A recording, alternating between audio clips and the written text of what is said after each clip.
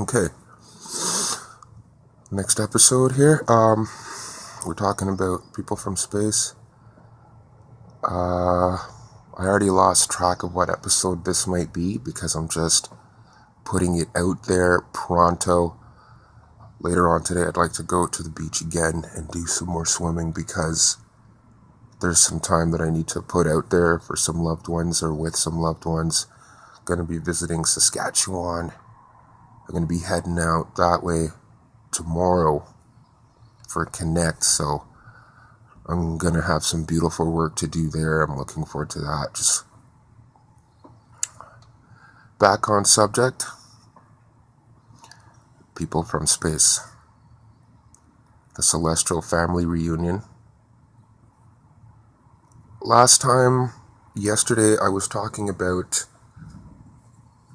during the last ice age when we had Neanderthals, woolly mammoth, elephant bird, and a lot more forest, a lot more boreal forests.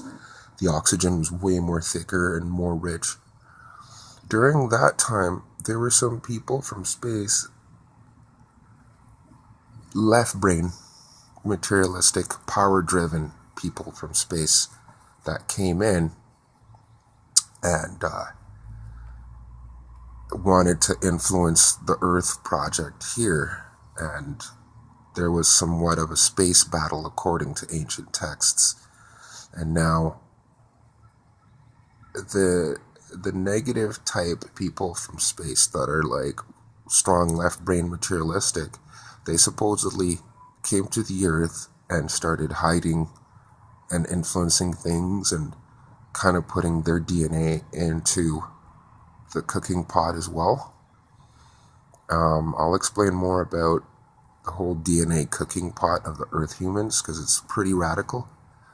But I'm just trying to identify something here.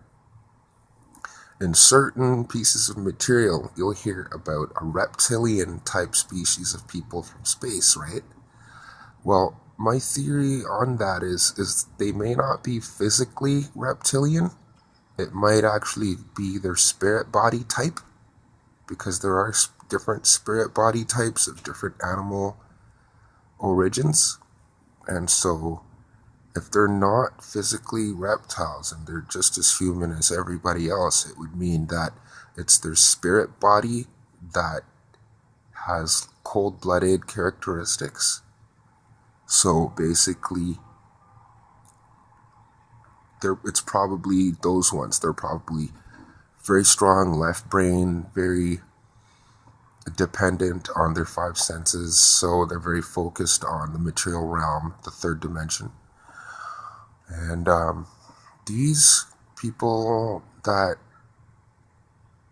fell down at a certain time started up their negative influence and stuff like that. And then there was another group of people.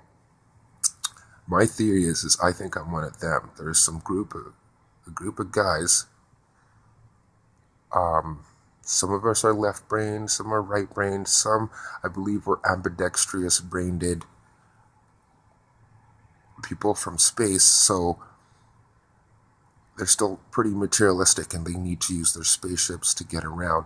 See, the right-brained people from space use pure psychic powers, pure superpowers, pure interdimensional abilities.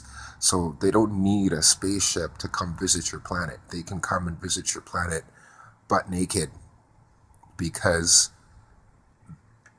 E equals MC square. Like, once you wake up in the dream, these people are awake, so it makes it that to them it's a dream. This reality is not even real to them, so they can just bend reality in any way. We have this ability. We have all sorts of stuff hidden in our DNA. These people told us it's junk DNA. Well, that information is junk. The DNA is the Holy Grail.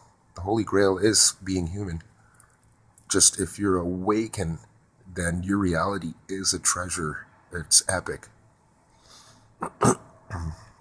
But these negative, materialistic, left brain, cold-spirited types had came and started up the elite of setting people up to choose power, people in power, and control over the people, hiding information from the people so that they can live a certain way. The very first cities known in our world already had systems like that going on in them.